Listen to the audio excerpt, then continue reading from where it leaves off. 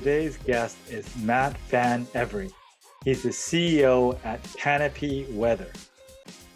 So Matt, thank you for coming on the show. Yeah, looking forward to being here with you and having a conversation about all kinds of good stuff. Yeah, when I look at your background, I think of entrepreneur. Would that be a correct assessment?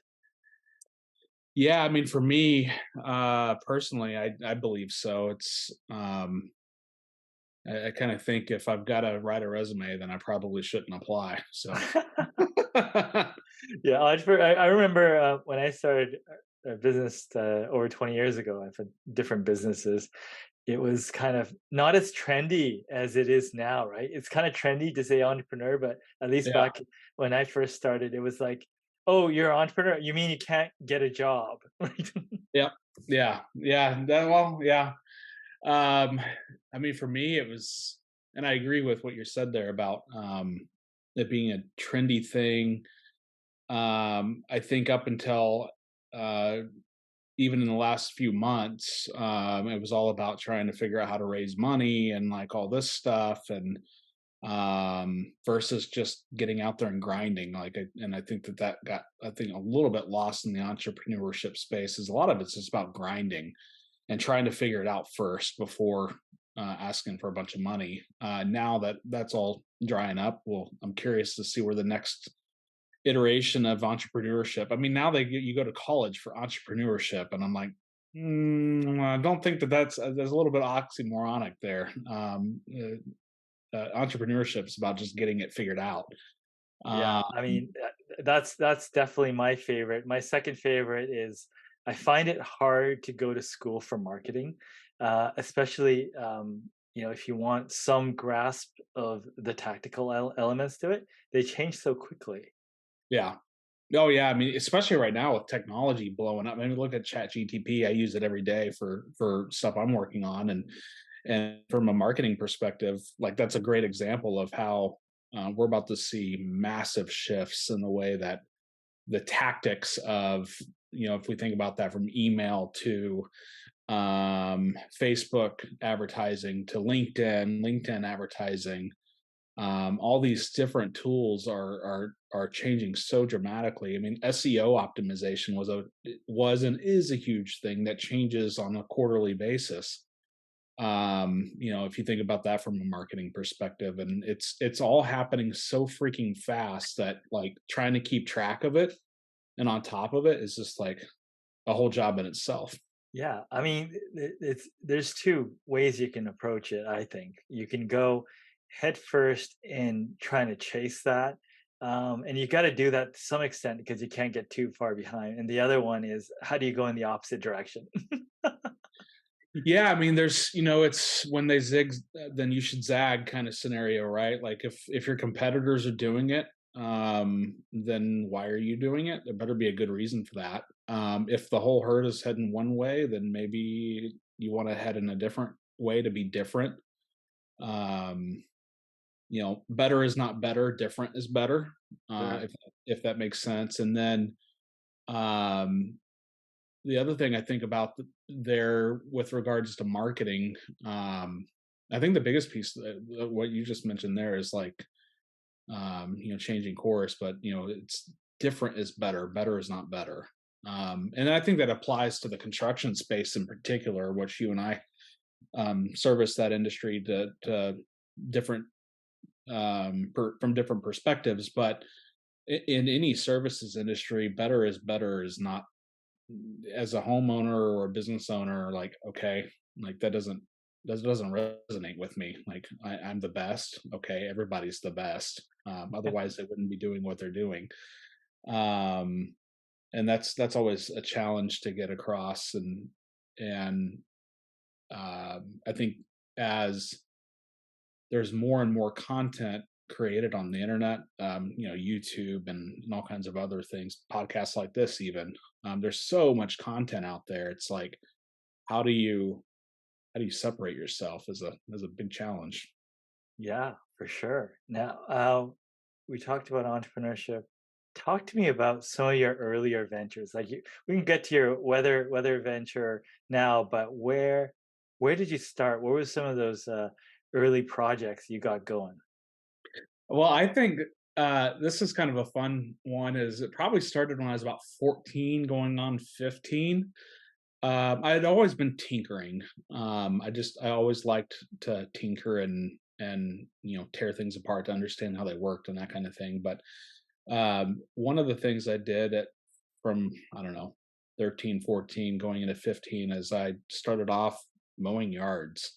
And Yeah, hey, congratulations, you're getting away from the Nintendo and the TV, and the computer games and all the other stuff that today's generation has to deal with. And I had that obviously as well. But So it started off mowing yards, and I remember one hot summer in Dallas where I grew up. It was like 106 one day, and I remember two key things about that. And I actually was super nerdy about it. Like I actually carried a P&L statement. I didn't know what it was. I just knew that I had money coming in and I had gas money that had to be saved to get otherwise I couldn't mow the next yard, right? And then, I had, the lawnmower would break. And I'll get into that story in a second. So I learned very quickly, or I got to buy a weed eater string. Like these are really super small, like trivial things that, as running a big business today, is like you don't even think about that kind of stuff, right? But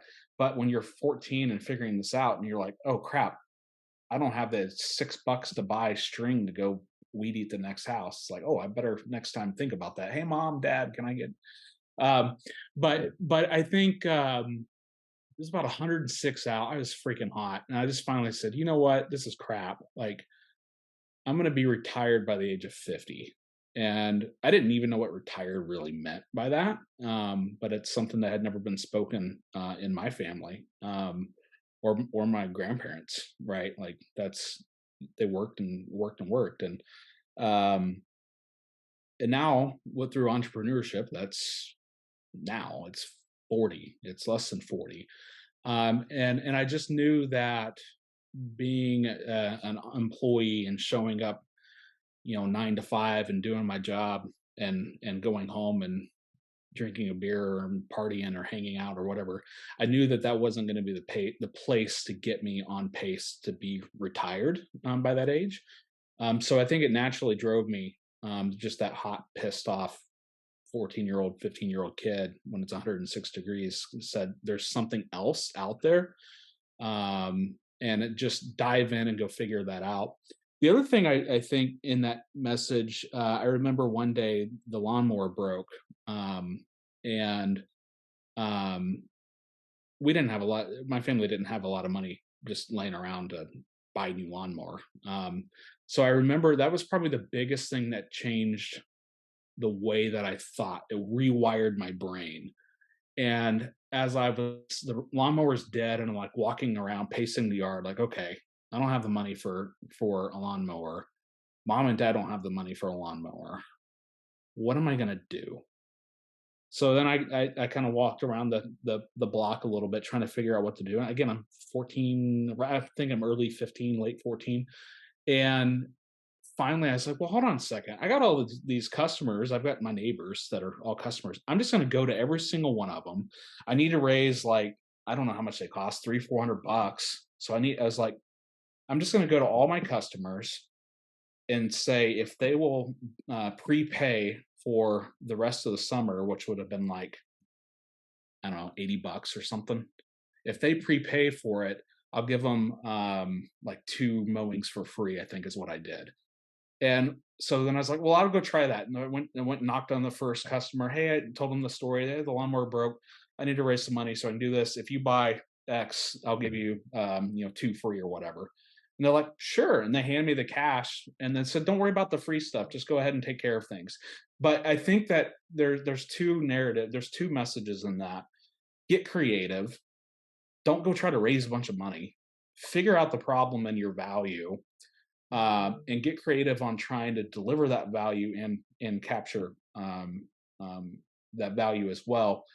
But if you do that and you do that consistently, like I had for a couple of years at that point of mowing these neighbors' yards, they came to trust me, right? And so if you do what you say you're going to do when you're going to do it, and you have those results, then you earn that trust with not only your team members but your customers. And so the result was, before I even came back home to say, "Hey, mom, dad, I broke the lawnmower," I already had the cash in the hand to say, "Can you drive me to the store to go get Wow. a new lawnmower?" And then they were all freaked out, like, "Where the hell did this money? Who'd you Where'd you rob?" steal it from?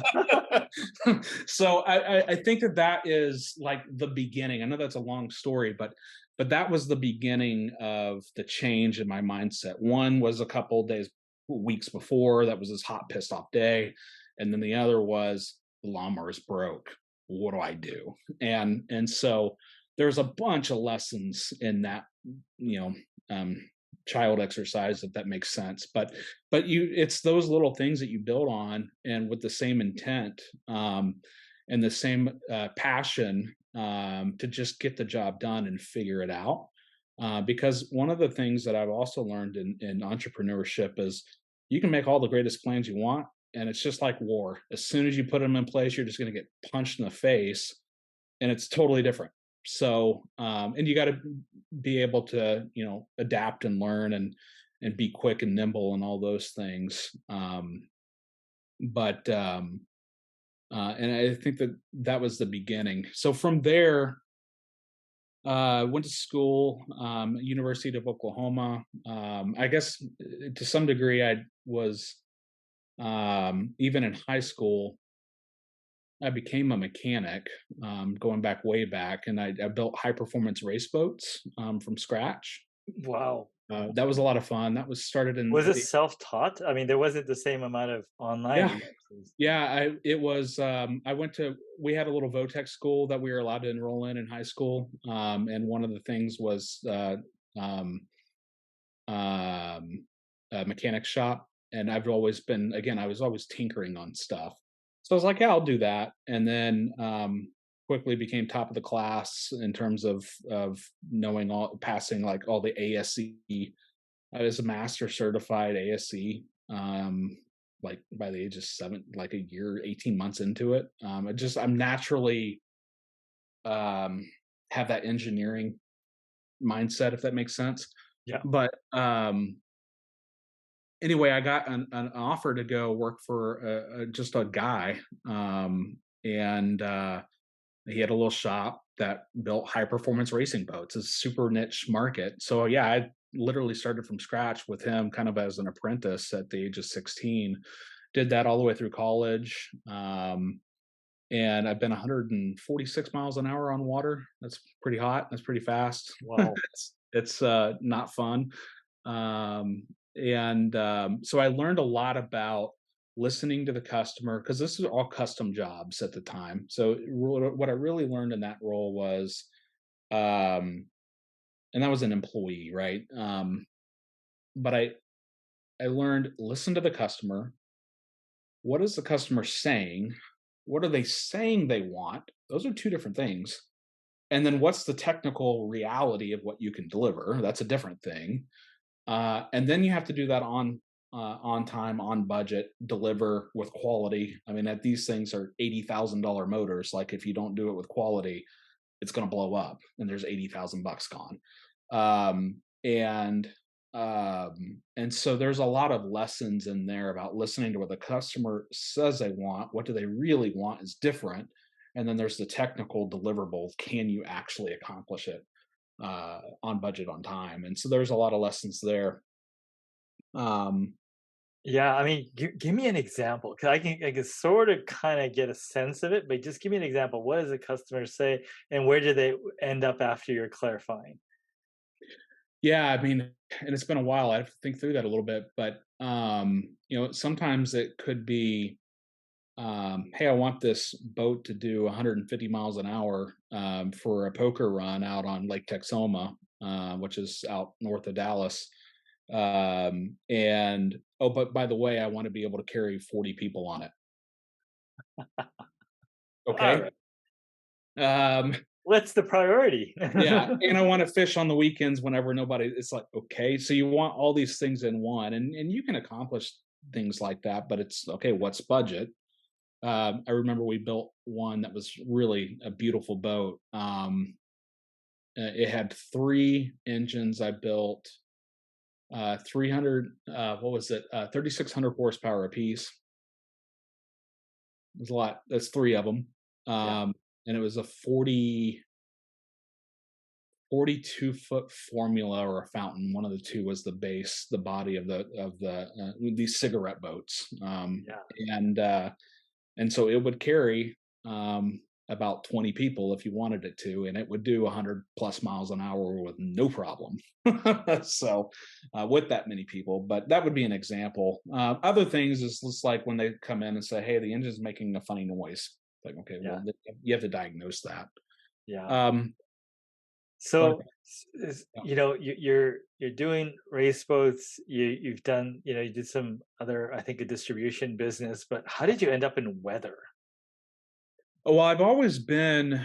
I think weather. The analogy for weather for me is artists or musicians. I think that people get into the weather industry are highly passionate about weather, just like a artist is or a musician. They're highly passionate about something. Um, and so really that passion probably started for me when I was early on. I've just always loved it. Always curious by it. Um, so I went to school at University of Oklahoma um, for my undergrad. Went to school there. Made inroads with a couple of professors that were working on um, building out a network of automated sensors to try to detect these super small scale events, in particular for rainfall. And this is where my background came in from the mechanics side, and as a student in meteorology, I was like, well, I can build this. Like, I know how to weld. I know how to put together a budget in on materials. I know electrical engineering, at least at that low level. Like, I can string circuit boards together and wires and all this stuff. I know how to code. Um, and so that really is where it like continued to accelerate. Is that was my sophomore year, um, and I got to build out this network of automated rain gauges that we were trying to detect. Without getting too nerdy into it, we were really trying to detect these super small scale um, rain measurements that could be my house to your house or my house to the neighbor's house, right? Just a few Uh-huh. hundred yards away. And you can have, we had one, I remember one summer, and this goes into hail eventually. Yeah. And is this predicting, or is this just, reporting Uh, or understanding the subtleties? yeah, actual like measurements, not Yeah. prediction. Yeah. And understanding like, okay, if there's the weather radar that you see on the news, right? If you think about that for a second, or some mobile app or whatever, there's things that are going on below the image of that image that you're seeing, and that's really hard to understand, and we were working on those problems. And I remember one summer we had a thunderstorm come through, and we had one rain gauge set up that measured like 6.5 inches of rain in an hour, like flood level rainfall. um, and literally 300 yards away, 200, yeah, about 250 yards away, um, no rain at all. And it was not an error. There was literally no rain versus 6 inches in the span of basically 2 houses, 3 houses in a neighborhood. And to the radar, it couldn't distinguish. The weather radar was too pixelated, if you will. There wasn't enough data at that level of resolution to resolve that. So we were trying to figure that kind of stuff out. Yeah. And, Um, are those borders consistent in some cases, or just, it fluctuates? I'm yeah, I just mean, wondering if, like, you're the house that got screwed, right? You're just on this border, or is yeah. it just there's some enough variance to that? Oh man, there's variance to it, but I mean, I think to some degree, if we've all paid attention, at some point we've seen a line in the sand, if you will, where it's rain and no rain. And how many times are we driving down the highway and we're like oh, there's a storm coming, and you're going along, and then all of a sudden, it just hits your windshield, right? Like that happens naturally all the time. The spread on that can vary pretty widely. The 6 inches versus zero is, I mean, that was another level of event, but that shows that it exists. And then I continued that journey a little bit. I actually applied and became a NOAA scholarship recipient, and that was an amazing opportunity, where I got to work with some of the best scientists in the field, and um, apprentice underneath them. So that's where I really got to, and I went ahead and continued that course on precipitation and flood and stuff like that, and got to learn code and all kinds of stuff. I learned very quickly what I don't like in life. Um, I mean, and at that time, was it just like you said, art, a hobby, or is your mind going towards entrepreneurship? oh, it was still very much entrepreneurship. I learned in that process. I volunteered for the National Weather Service. I learned very quickly that looking at data all day and trying to make forecasts of what's going on wasn't for me. I learned that I needed to have an application, a problem that is really being solved. And I knew, again, going back to this idea of retirement from when I was 14, I knew that I had to find the pain point that it was solving, and then create a product that would solve that pain point and generate revenue, meaningful revenue. And so I knew that that was always the path, and I knew that for me, staying in academic, getting a master's, PhD, that route wasn't for me because it was too theoretical and not application. You couldn't apply that kind of stuff in a meaningful way. Yeah. Um, so after graduating, um, I started up a company. Well, I first applied to a weather company, which I won't, a couple of them that I won't mention by name, but I think I got job offers of like 18,000 was my first job offer a year. Another one was 24,000 a year, and I had to sign a 3-year contract. I couldn't even afford rent at that amount. Um, and I was just like, what the hell did I just spend 4 years? Like 24,000 bucks? Like I can do anything and make that. I was making that mowing yards at 14. Like what am I doing? And so I got out of the weather space and went back to the mechanics side. I moved back to Dallas, and at the time, this would have been 08, 09. So the Great Recession hit. Toys were gone, so this going back to building high performance race boats was out of the question. Nobody had the money for it. Toys get killed pretty quickly whenever the market is dead. Um, and so I was looking around the shop, and I was just like, the battery guy comes in and replaces the battery, and we cut him a check to like drop off and change all our batteries in the shop. And I was just like, here I am twiddling my thumbs because there's nothing to do. And this dude, we just cut a freaking check for him to just come and change out some batteries. I was just like, well, I can do that. So I created a company. And again, this gets back to that marketing piece. Different is better. Um, and I looked around and I was like, well, okay, I could go, get BG chemicals or Valvoline chemicals, but then everybody has access to that anyway. So why would I just go do the same?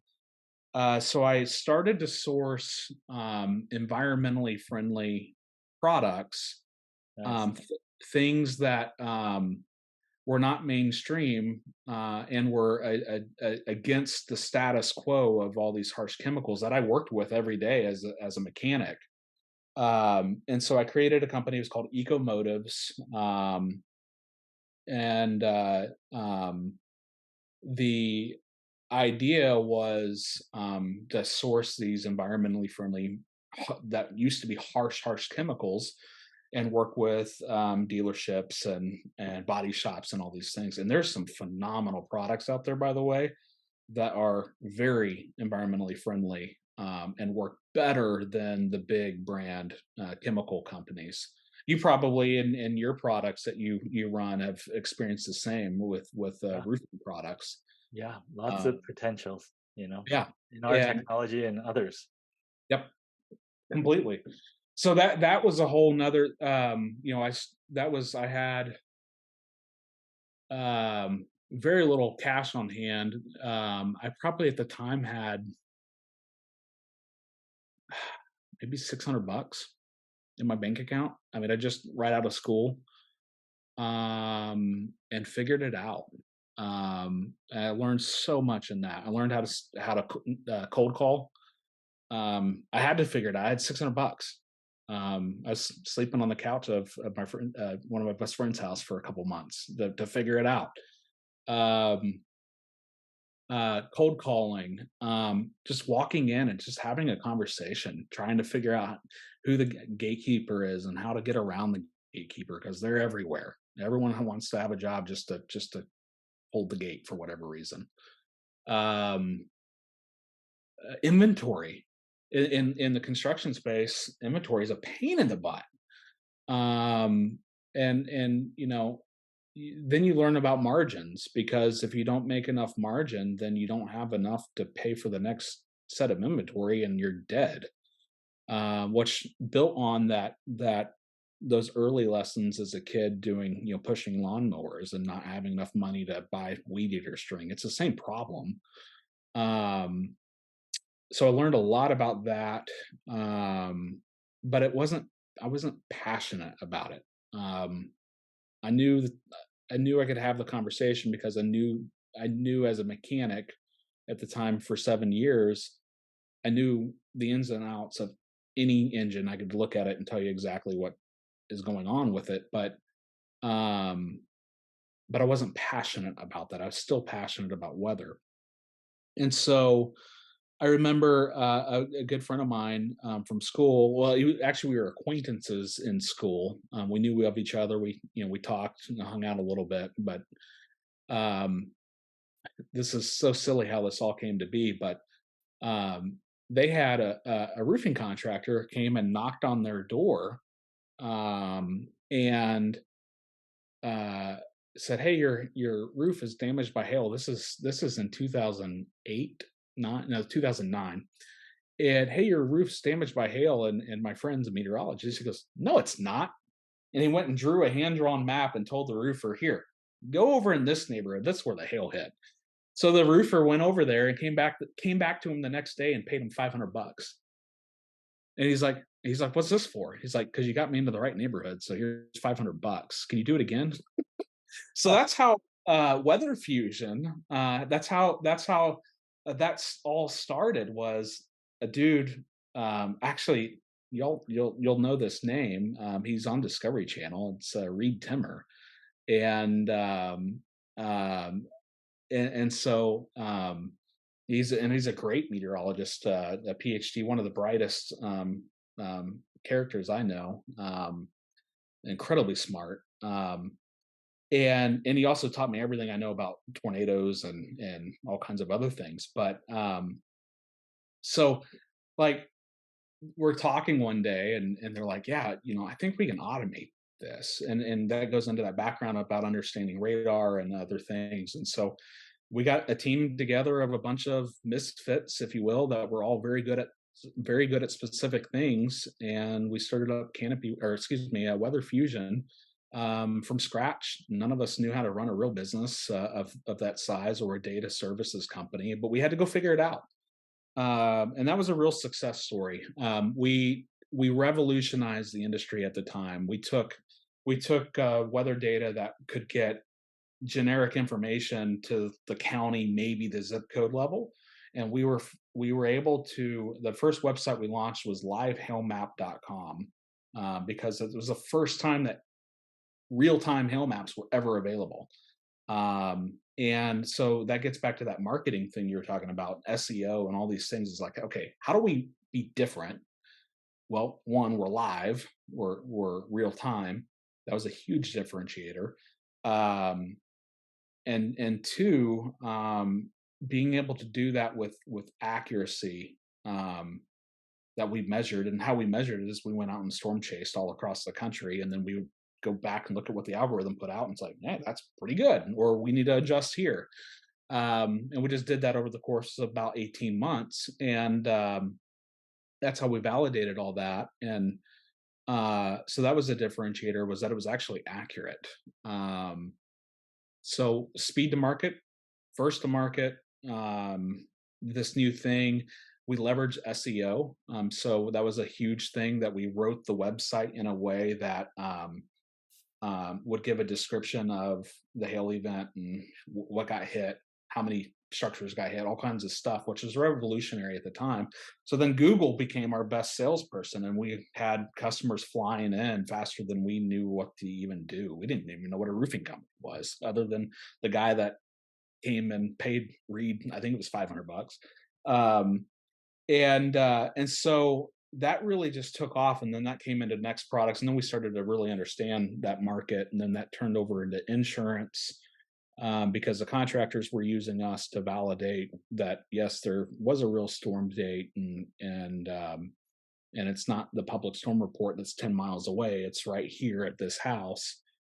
So then roofing, or so the adjusters started using it, then they got us in, and then we had to learn enterprise sales, which is totally different than software as a service scenario. And it kind of just a lot of life lessons, and just business lessons in that process. And we made a decision. We had a fork in the road, to either go find funding, which back 10, 12 years ago now, funding was not as big and as easy as it is today. You had to really know people that were in that network to really get in. Now they've got like an entire enterprise ecosystem set up in California and other cities to like cater to those specific things. Hello, the bank that just collapsed. um, but uh, so we made a decision that it was best for us to keep on our path without funding. There's pros and cons to that, for that every entrepreneur needs to weigh.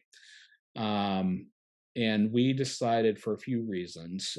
One, we needed the freedom and flexibility to learn from and learn fast about our mistakes.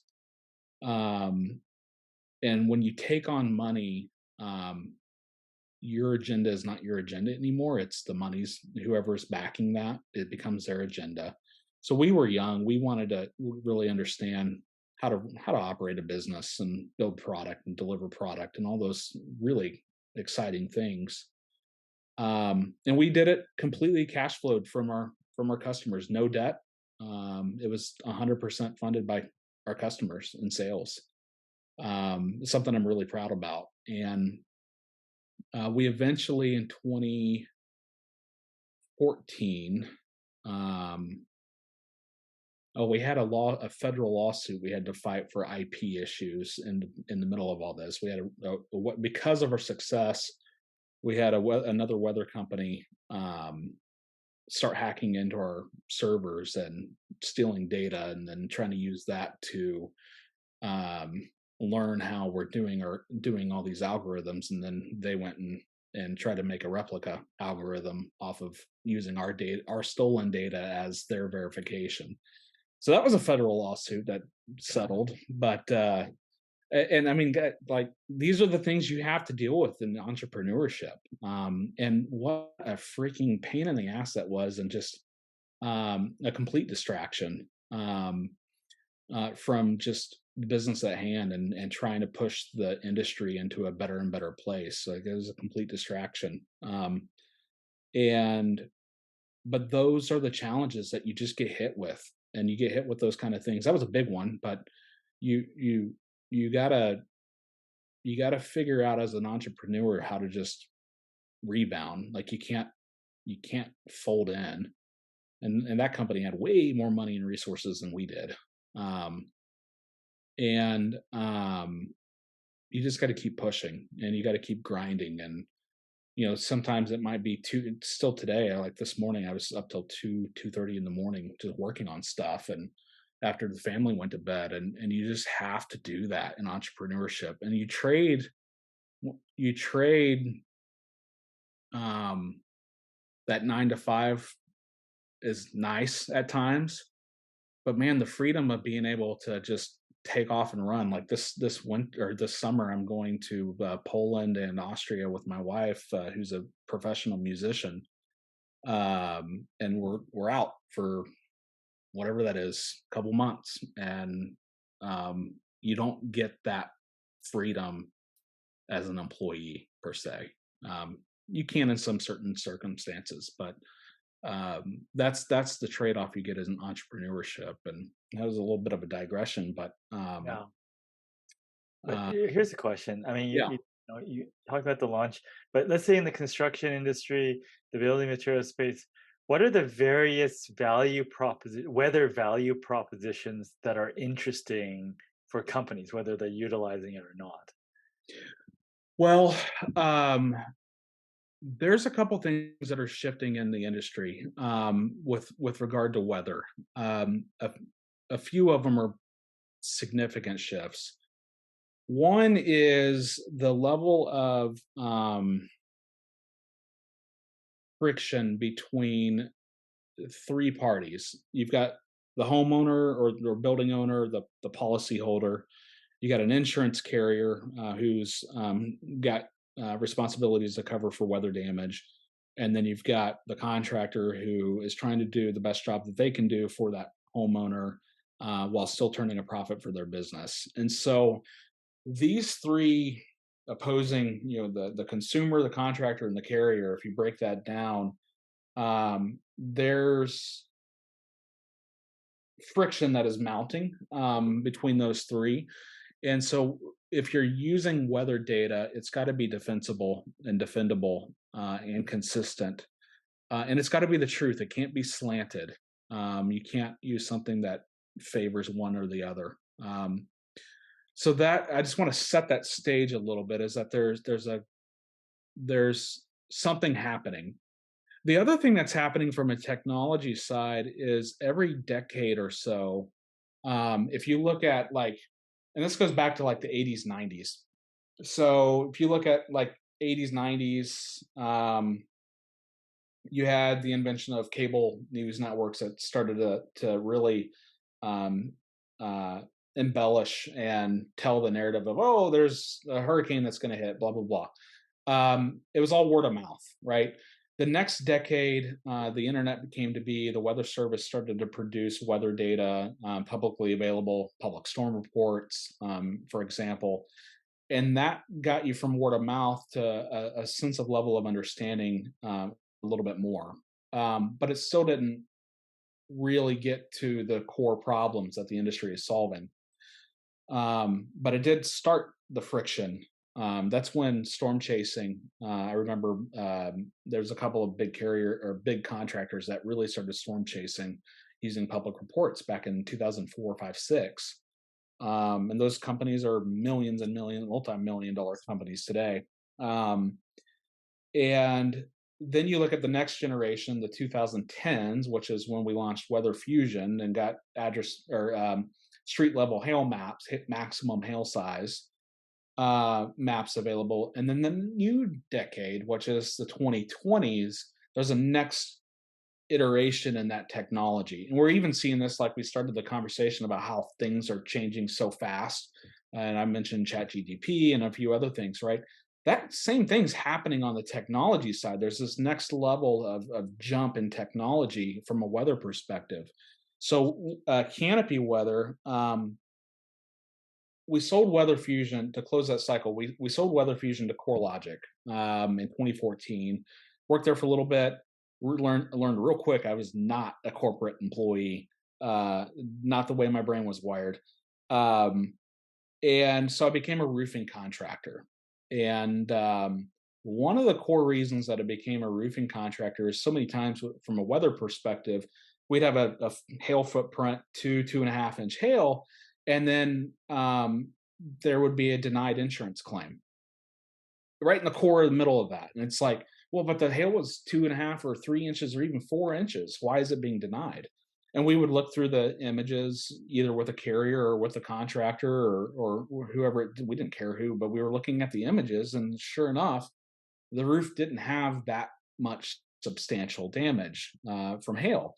So then I knew over the course of that time of doing those investigations that it's not maximum hail size, which is what we invented in the 2010s. Um, there's something else here. There's the building elements. So at Canopy, Canopy Weather, we are focused on perils that damage the roof. That's what we focus on. So it's kind of in the name, Canopy, a roof, Canopy Weather. And really, what I've pulled from is those past learnings. I mean, even all the way back to my days as an undergrad and that rain measurement stuff. Um, and like what is really going on from that weather and building envelope perspective, but you've got to be able to package that in a way to understand what the real pain point is of these three competing components: the contractor, the carrier, and the consumer. And really what that is the roof damaged? Like, that's it. Is the roof damaged? So we have invented a process at Canopy that can now determine what's the probability of an individual roof being damaged by 10 visible hail hits per square. And what, just for some background on that, a square is a 10-foot by 10-foot arbitrary space on a roof. 10 visible hail hits per square is just a rule of thumb that the insurance industry uses for a ballpark. Are we going to do a full replacement of this roof? Some carriers accept, 6, 7, 8, 9 hits a square. But our data is geared to say, this roof, what is the probability that this roof is totaled by hail? And that becomes so much more complicated than maximum hail size. So it's the age of roof, it's the material type, the weather, the hail size, the volume of hail. Like if you have 1 4-inch hailstone that hits the roof, is the roof totaled? Probably not. How is the probability help? Is that to set the premiums or like the prioritization of inspection? Like what's the value there?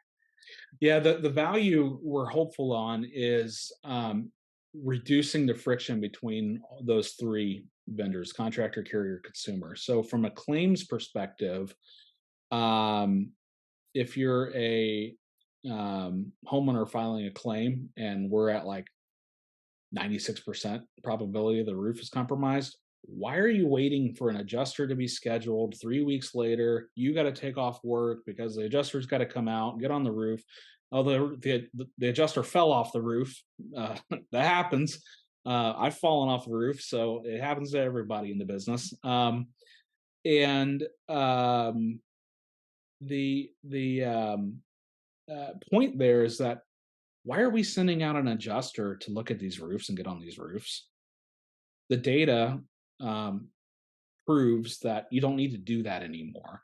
And so that's one of the things that's going to start. And we already have a couple carriers that insurance carriers that have rolled that out, where they for those claims are just going to fast track them, and they'll grab their measurement report from Eagle View, and um, they know what the material is, and they know the measurements from Eagle View, so they can come up with a pretty good ballpark price for that homeowner and cut a check. So that's a big piece that's coming, is the speed of just getting paid, reducing all the red tape. A second thing that is coming in that is to the contractor. We're doing some alpha testing on some things right now with a very few select contractors. Um, it's the same thing. If they're spending all their money and resources marketing to an entire zip code, why are you doing that? It's the one house over here that's damaged. Just go to the one house that's damaged. Just quit spending your time spinning up a bunch of claims on this neighboritis stuff where the roof is not damaged. Yeah, That creates massive friction. It's a waste of your time because you're probably not going to get it bought from a carrier anyway without a major fight. Um, the homeowner files a claim when they probably maybe possibly shouldn't file a claim. So that's a ding on them. It's just messy, right? So just go after the ones that are actually damaged and going to get paid. Like make life a little easier for you. And then ultimately, I think that um, the other thing that starts to do is reduce the amount of insurance payments. It makes it truthful, right? Like there's a bunch of claims being filed. I see a lot of industry data. We do a lot of case studies with insurance carriers, and I'd say on par about 30% of hail claims are suspect at best. They're um, I would say that they're probably a little bit of the contractor pushing a little bit too far um, on pushing for those claims. I mean, sorry, that's what the data says. Um, so so if you can eliminate that, right, that 30% of claims just by using data and that aren't getting paid for anyway, those are denied claims and rightfully so. Um, that reduces costs for the carrier, reduces time for the contractor, saves space for the contractor with the homeowner, which is going to be their future customer. Another area that we do a lot of work with contractors is whenever another storm hits, like we have their book of business of their past jobs. Let's monitor that, and that way we can know and we can tell you like, hey, um, this customer, Johnny over here just got hit again. Go work that customer before your competitor steals them. So we've got a lot of that going on. That's going on through a partnership with a company called Hail Trace that has got a phenomenal brand and leadership in the contractor space. Um, the other thing that I think all that the other thing that's happening in all of this is deductibles are becoming out of control. Dallas Fort Worth has deductibles that are 3 and 4. They're about to introduce a 5% deductible if it's not already been introduced. But they're at 3% deductibles right now. Okay, these are $500,000 homes. It's a $15,000 deductible for a roof that cost 18,000. The homeowner is self-insured for hail. That's a problem. As last time I checked on the numbers in the United States, uh, I can't remember the exact number now. I'm going to quote a quote that's not really a quote. It's ballpark like half of America doesn't have more than a month worth of cash in the bank that they can access. I don't remember the specifics right now, but it's somewhere in there. Go look it up. And like let alone $18,000 for a roof, right? And so that I think that's one of the things that weather starts to bring over the next decade is a little bit more sanity through clarity and truth that gets the claims that shouldn't be filing claims processed faster, gets the claims that should be filing claims processed faster, and we see some level of return to the norm and get these premiums and these deductibles back in order because this is not sustainable. I mean, my personal house has gone up almost 300% in 5 years on premium, and the deductible's gone up by 100% yeah, in 5 years. Like it's not sustainable, and so what's going to happen if the contractor industry doesn't get the tools that they need to be more responsible, which is weather data, um, they're going to push themselves out of a job because that person in Dallas that has now an $18,000 roof to replace, are they going to replace it or they're just going to wait 2 or 3 more hailstorms. They're going to wait 2 or 3 more hailstorms. And we're already seeing that in the data. February, Dallas Fort Worth got hit. Big hailstorm, great hailstorm from a replacement perspective. The claims volumes are just trickling in.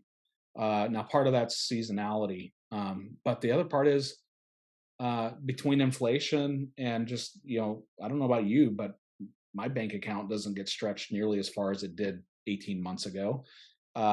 And so between inflation hitting our population, deductibles hitting our population, am I going to file the claim where I'm going to be $15,000 out of pocket, or am I just going to wait until I have an issue? I'm going to wait till I have an issue. And that's the thing that I, as a contractor, as a meteorologist, that is the component that I'm really advocating for, and really hopeful that this next generation of data is no longer zip code level, it's no longer street level, it's address specific, and I'm hopeful that over the next 10 years we put a dent in this and make this a better sustainable market, because the market won't be here in some period of time in the future if this continues. So that's what I'm passionate about right now. Perfect. Well, thank you so much. Very comprehensive. I learned a ton. Matt, thank you. Thank you for sharing your story.